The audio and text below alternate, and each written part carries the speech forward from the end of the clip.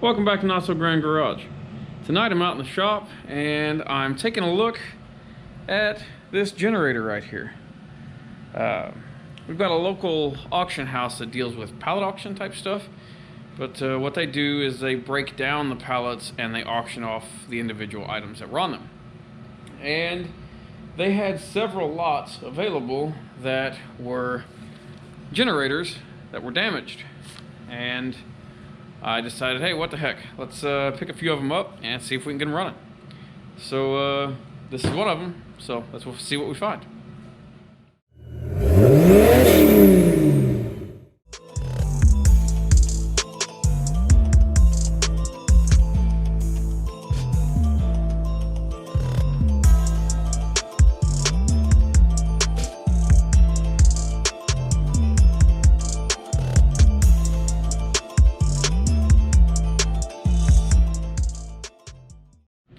I haven't really done anything with this one yet. This is how it came off my truck. The air box lid was off. The air filter and stuff were laid on with it. It's labeled that it doesn't have fuel in it. But what I find interesting is that the outlets and such still have cellophane over them, which kind of leads me to believe that this thing was never used. But I did check the oil in it, and it's full of oil, and the airbox reeks of stale gas. So I've kind of got an assumption that someone bought this generator to have as an emergency backup. They put oil in it, put gas in it, probably ran it a little bit, and then put it in their shed. And maybe 6 months, a year, 2 years went by, and they needed it. Pulled it out, and hey, it wouldn't start, so they sent it back. Problem with doing that is the gasoline nowadays doesn't last that long, and it will plug these carburetors and stuff up. But before we get too far ahead of ourselves, let's see what we've actually got. So this is a 7,000 watt rated 8750 surge. It's got 220 output over here, 120 30 amp RV outlet right here. It's got an hour meter, AC breakers for these outlets. It's got let's see here, we've got USB charging ports, we've got electric start, overload reset switch, grounding stud. Pretty simple little unit. From the outside, this thing does not look like it has had any real runtime to it. There's just a little bit of dust on it. I mean, the pull start cord doesn't look like it's ever been grabbed.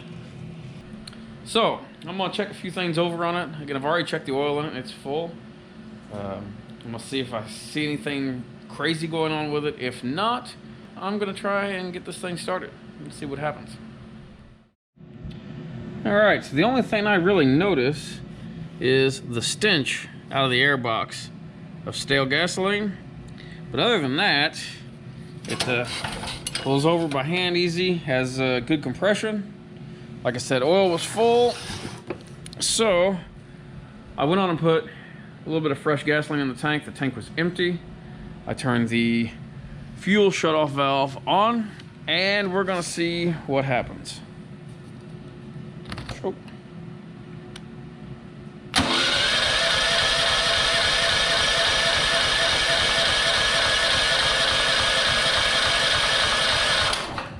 Nothing. Now, I've not charged the battery or anything on this. This is how it came to me. So, knowing that it's got oil in it, knowing that it's got good compression, I'm gonna hit it with a little starting fluid and see if it'll kick off that way. Got our starting fluid. I'll give it just a little sniff here. Let's see what happens.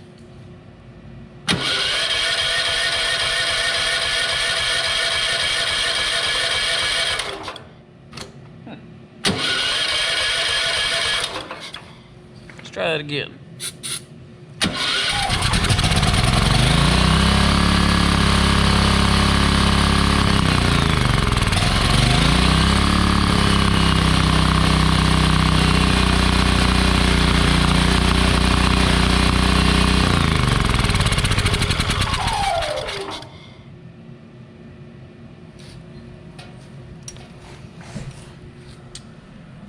Well, I shut it off with the switch, and it now reeks in my garage of stale gasoline. So I'm gonna bet that carburetor's gummed up pretty good.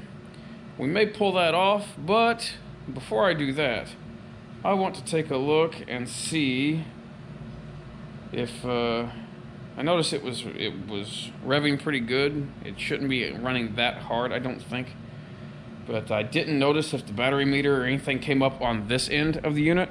So I kind of want to check and see if we're getting any kind of power before I tear into the motor. I know the motor runs and it isn't knocking or anything like that. So let's tear into it a little bit more. Well, before pulling the carburetor, I decided to go on and see if this thing was making any power at all. So I got the start back up on starting fluid, let it run for 10 seconds or so. None of these outlets up front are powering on. This meter here is not powering up, but I was getting USB power to these outlets here. They were lighting up. So I decided to go on and take a look at it.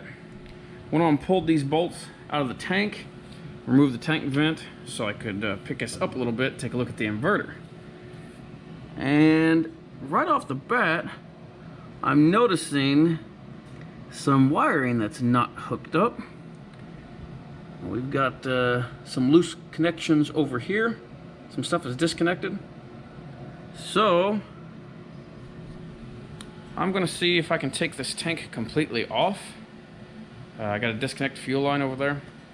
See if I can take this tank all the way off and take a close look around at the wiring on this thing and see if maybe it left the factory with a few things unplugged. I got the fuel tank pulled off. I've got two connections here, one there and one there, but I don't see any wiring that looks like it would go to those. I don't see anything loose or anything like that. But I do see this plug down here is disconnected. So might start there and see if we can get any power out of this unit.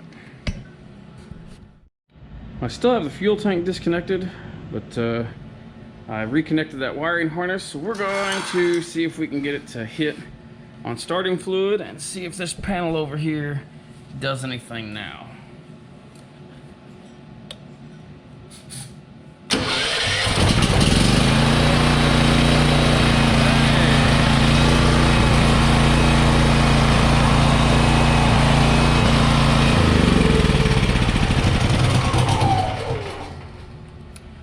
Looks like we've got power there. I'm gonna do that again, except I'm gonna plug in the saw I've got sitting here and see if we're getting juice at the 110 outlets.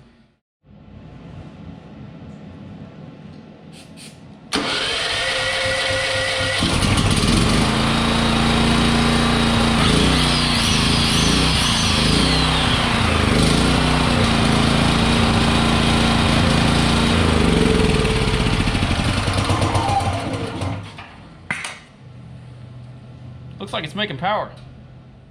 So, I went on and put the fuel tank back on top of it, and since it's been starting a couple times, it now starts fine on the fuel tank.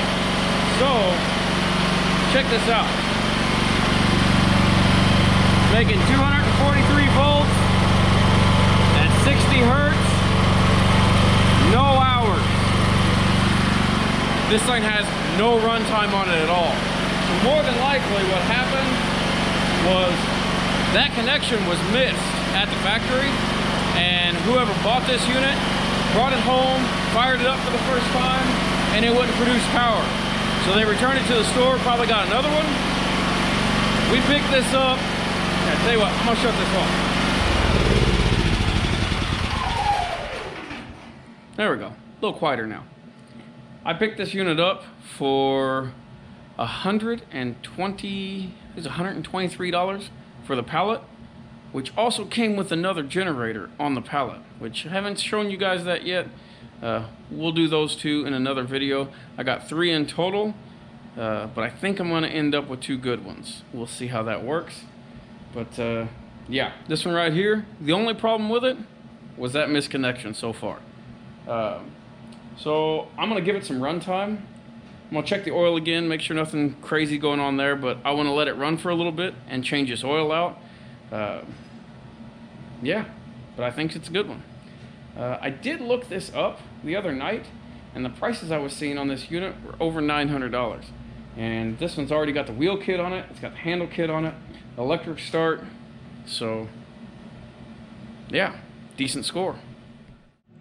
So now that I know this runs, and runs really well, I'm gonna go over some things that I like to do, especially with these import generators, or any import gasoline powered device at all, whether it be a generator, a pump, something like that. The break-in procedure I like to do on them. First oil change. I'll only run this thing for 5 minutes, 10 minutes, let the oil get hot, and dump that oil back out. Reason being is because these are notorious for having grime and all kinds of stuff still in the engines from manufacturing. The cleanliness and the precision and everything in the factories that put these engines together isn't always there. So it's a wise idea to go on and flush that oil out. And I may do that 2 or 3 times depending on how clean it comes out. But after I do that at least twice, I will let this thing run for 4 or 5 hours, no load. Then I will put like a ceramic style heater on it, 1500 watts, something like that, and let it run with that load on it for 4 or 5 hours. And then I may bring it up to around half load, half capacity. I'll throw another ceramic heater on it and let that run for 4 or 5 hours.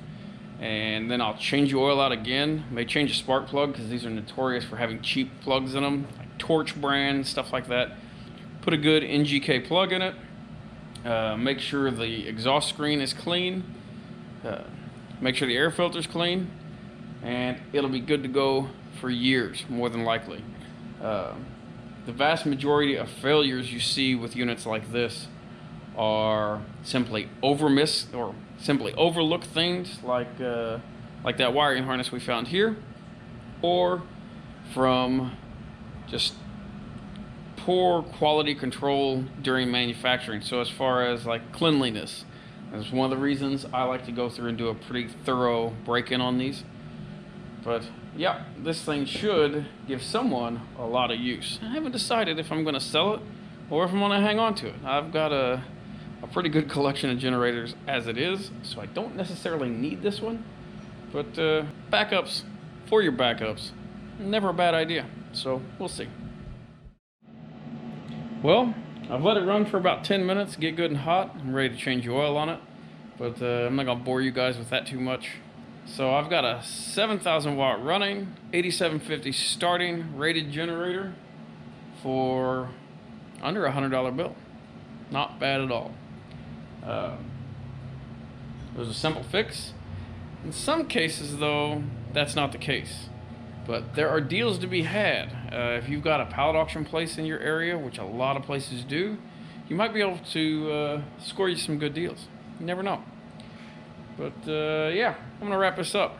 Pretty simple one this time. I expected to go a little bit more into it, but didn't need to.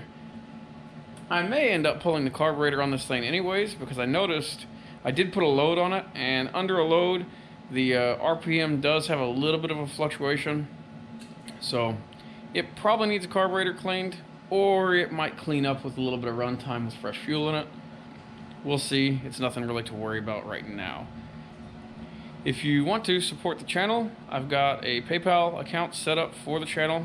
The link to that is in the description of the video.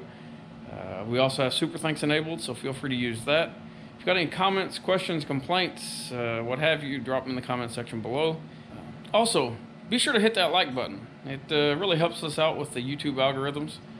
But yeah, if you haven't already, please subscribe. We appreciate you watching.